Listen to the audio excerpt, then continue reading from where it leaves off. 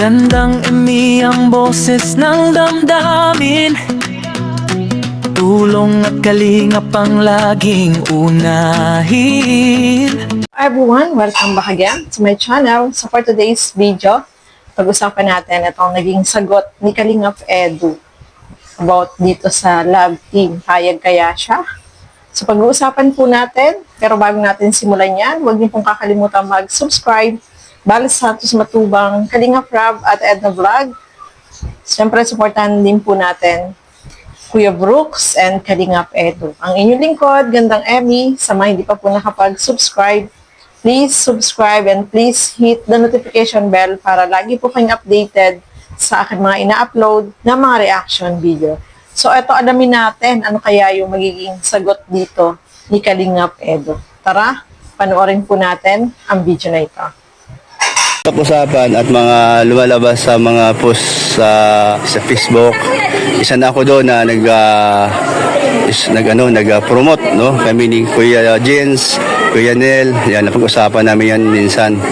At si Birador tungkol dun sa panibagong ipapartner sa'yo love team, no? So, Sigurado na magado na. hindi pa naman sigurado, pero kinukuha lang yung pulso ng mga kinukuha lang yung pulso ng mga viewers baga. Ngayon, siyempre, ang pinaka-final dyan, siyempre, sa pinsan mo, si Kalingap Rob, di ba? So, ikaw lang naman, nag-aantay ka lang naman. So, kasi, alam mo, marami kang natutulungan pagdating sa mga love team. At, siyempre, unang-una po, kaya gusto magkaroon ng love team yung Kalingap Angel na iba, ipapartner sa'yo. Malaking tulong ka din talaga, sa totoo lang. Yung nga lang, minsan sa huli, so 3 beses nangyari, pero okay lang yun dahil wala ka namang ginawang masama para sa akin. At meron lang akong tatanong sa'yo na kung sakaling pumayag si insan mo, Kalingap Rob, at maraming gusto din sa mga viewers na ipartner ka ni Bridget, ang tawag, pangalan na, Bridget. Ang tama ba spelling? Tama ba pagkabanggit ko? Bridget. O yan po, no? So, tatanungin kita, welcome ba sa'yo? Si Bridget? O si Bridget? Tama ba? Tama ba? Tama ba pronounce mo? Welcome ba sa'yo sa pagiging love team ulit? Itong si Bridget, mahirap. Mahirap sabihin. Okay, no? So mga Kalingap, ito yung kanyang sagot na hindi pa niya alam. Totoo man yun kasi kumbaga, pero marami na pong lumalabas na bagay sila, no? O itong bagong magiging love team niya. Pero ako gusto ko dahil nakita ko naman yung si Bridget, ano ba yun? Paano ba spelling? Ano ba yun? Ano pa bagabigas? Bridget baga, ano? So cute man siya, okay naman. Siyempre iba-ibang iba-ibang ganda naman ang mga aura ng mga Kalingap Angels. Di mo pwedeng di mo pwedeng ikumpara doon sa isa o sa iba. Basta importante kanya-kanyang ganda, no? So magkakatalo na lang o magkakaiba na lang doon sa ugali, no? Kasi siyempre di mo natin malalaman at hindi mo natin masabi kung anong ugali nila. Basta importante sa mga nangyaring nakaraan, itong mga ibang mga Kalingap Angels, may natutunan sila na hindi nila yun pwedeng gayahin kung anong ugali nung isa. Kasi talagang lumalabas ang totoong ugali pagdating ng mga ilang buwan, ilang taon. At naniwala ka ba doon pagka kasama mo na sa isang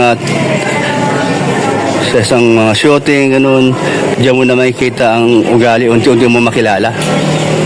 Hindi, meron lang akong gustong marinig sa'yo. Naniwala ka doon? Depende yan sa tao. Okay, depende sa tao. Tama, depende sa tao, no? So yung ganun magsalita si Papa Eds, napaka-gentleman. Mahirap magsalita nga naman.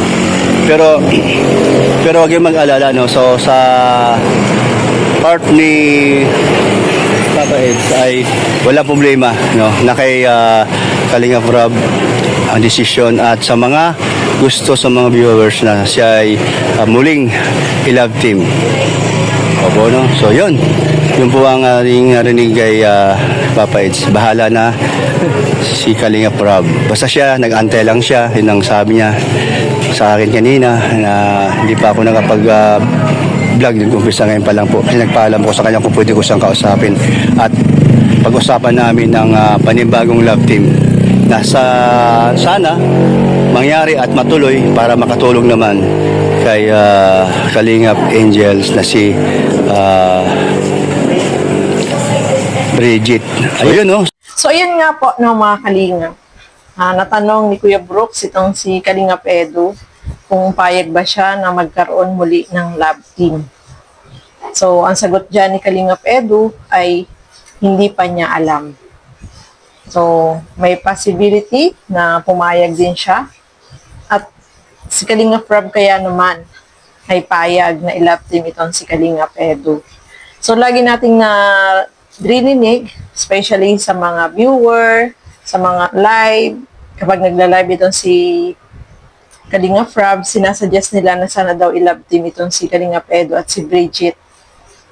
So, ang sagot dyan ni Kalingap Rob ay ayaw niya. At ang gusto niya, kung halimbawa man, ay si Kalingap Edu ay i-love team, ay yung yung makakasama niya sa habang buhay na, no, mga Kalingap. Kumbaga, parang naano na din siya, no? Dala na rin na sa lahat ng mga itinambal dito kay Kalingap Edu ay lahat ay nawawala, iniiwan siya, no, mga Kalingap. Kaya parang hindi siya swerte, no, sa love team. Kasi lagi siyang iniiwan anong meron kay Kalingap Edu, no. So, si Kalingap Edu naman, sabi niya, hindi niya alam.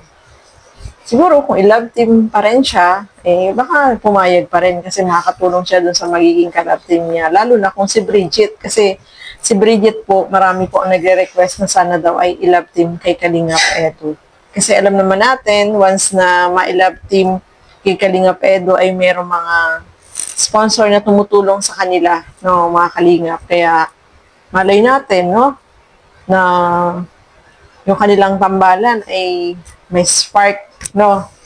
So, antayin na lang natin syempre si Kalingap Rob, no, mga Kalingap. Pero yung iba, sinasabi nila, wag na lang daw mag-love team si Kalingap Edu. Kasi parang hindi siya swerte sa kanya mga nakaka-love team. So, ayan pa, no, mga Kalingap. Etong pag-usapan din natin itong about dito kay Bridget, no. Kasi syempre natanong din siya ni Kalingap Rob about dito sa love team. Kay Papa Jom, sabi niya, ano lang yung mga chismis lang yun at walang katotohanan. Siyempre, merong Carla, no? At alam naman natin na si Bridget ay idol niya nga si Carla, di ba? So, wala pong katotohanan yung mga chismis lang po yun. At about naman dito kay Kalingap Edu, ay sabi nga niya, okay naman kung may love team at malaking opportunity yun sa kanya. Pero, sabi nga niya is, irespeto na lang natin si Kalingap Edu. Siyempre, alam naman natin yung mga pinagdaanan ni Kalingap Edu sa panahon ngayon. Yung mga nagre-request dyan. Siyempre, kahit si Kalingap Rob is ayaw niya rin, no? Kasi alam naman na yung mga nagdaan na lahat ng mga nakaka-love team ni Kalingap Edu ay iniiwan po siya ng mga Kalingap. Kaya, ang gusto ni Kalingap Rob is siyempre yung magiging real lifetime partner na ni Kalingap Edu, yung makakasama niya, makaka-love team niya, no, mga Kalingap. So, nirerespeto po yun ni Bridget, no, mga Kalingap. Kasi, syempre, yung mga nangyari, di ba? So, at nabanggit din niya dyan about ito sa love team nga, marami daw yung nai-issue sa kanya, pero yung mga nagsusupport ay ilan lang. So, ganun talaga, no, mga Kalingap. At naintindihan naman natin si Bridget kasi natuwa nga si Kalingap Rob sa kanya kasi sabi niya kahit wala siyang love team, nandiyan naman si Kalingap Rob na tumutulong sa kanya. Hindi naman kailangan na may love team, no? Pero sa love team, malaki kasi yung opportunity rin na darating sa kanya kung magkaroon siya ng love team. Pero kung meron, why not, di ba? No, mga Kalingap. Kasi ano naman sila nasa pag-uusap din naman po yan. At si Kalingap Edo naman, irespeto na lang po natin. Siyempre, ano pa rin siya yung, kumbaga, hindi pa siya gaano nakaka-move on sa nangyari. Kaya, hayaan na lang natin muna si Kalinga Edo. Sagot nga niya kay Kuya Brooks, hindi niya pa alam, di ba? So, syempre, pag-iisipan niya pa rin yan. Kung halimbawa man may ilalove team, pag-iisipan niya. No? Maraming salamat sa inyong walang sawang panonood at pagsuporta dito sa aking mga ginagawang reaction video. Syempre, supportahan po natin lahat ng mga Kalinga partners, Kalinga Reactor. Ayun yung lingkod, Gandang Emmy. Sa mga hindi pa po nakapag-subscribe dyan, please subscribe and please hit the notification bell para lagi po kayong updated sa aking mga ina-upload na mga reaction video. So hanggang dito na lamang po muna. Thank you and God bless sa atin lahat. Bye-bye po!